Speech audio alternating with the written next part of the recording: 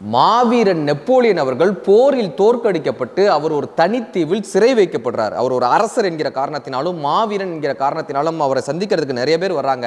நிறைய பரிசு பொருட்கள் கொண்டு வந்து கொடுக்குறாங்க. அத்தனை பரிசு பொருட்களையும் சிறை அதிகாரிகள் பரிசோதனை செஞ்சுட்டே நெப்போலியன் அவர்கள்ட்ட கொடுப்பாங்க. இப்படி ஒவ்வொருத்தரும் ஒவ்வொரு பரிசு பொருட்கள் கொடுக்க ஒருத்தர் ஒரு செஸ் போர்ட் கொண்டு வந்து கொடுக்குறாங்க. இப்போ இந்த செஸ் போர்டை கொண்டு போய் அவர்கிட்ட கொடுத்து அவர் யாரோட விளையாட போறாருன்னு எல்லாரும் கேட்கிறப்ப அந்த பரிசு கொடுத்தவர் சொல்றாரு, அவர் ஒரு மாவீரன், அவர் ஒரு அரசர், அவர் போர் வியூகங்கள் வகுத்து பழக்கப்பட்டவர், அதனால் அவருக்கு இந்த செஸ் போர்டு வந்து ஒரு பயனுள்ள விஷயமாகவும் பொழுதுபோக்கு விஷயமாகவும் இருக்குன்றதுக்காக நான் கொடுக்குறேன்னு அதை பரிசோதிச்சுட்டு நெப்போலியன்ட்ட கொடுத்துட்றாங்க. ஆனால் நெப்போலியன் அந்த செஸ் போர்டை கண்டுக்கவே இல்லை, கடைசி வரை அதை தொடக்கூட இல்லை. இதை வச்சு நான் என்ன பண்ண போறேன்னு உதாசீனப்படுத்திடுறாரு. நெப்போலியன் இறந்த பிறகு அவருடைய பரிசு பொருட்கள் எல்லாம் ஏலம் விடப்படுகிறது, அவருடைய பொருட்கள் எல்லாம் ஏலம் விடப்படுகிறது.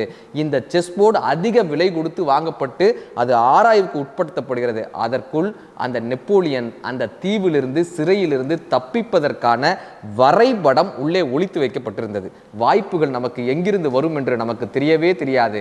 அந்த வாய்ப்பு ஏதோ ஒரு இந்த மாதிரியான ஒரு வரைபடத்தின் மூலமாகவோ, ஏதோ ஒரு அலைபேசியின் அழைப்பின் மூலமாகவோ, நண்பர்களின் குரலின் மூலமாகவோ, புத்தகங்களின் வரையிலின் மூலமாகவோ நமக்கு அந்த வாய்ப்பு காத்து கொண்டிருக்கிறது. கேள்வி குறிப்போல் வளைந்திடு, வாய்ப்பு கிடைத்தால் நுழைந்திடு, ஜெயித்து விட்டால் பணிந்திடு, தோர்த்து விட்டால் துணிந்திடு.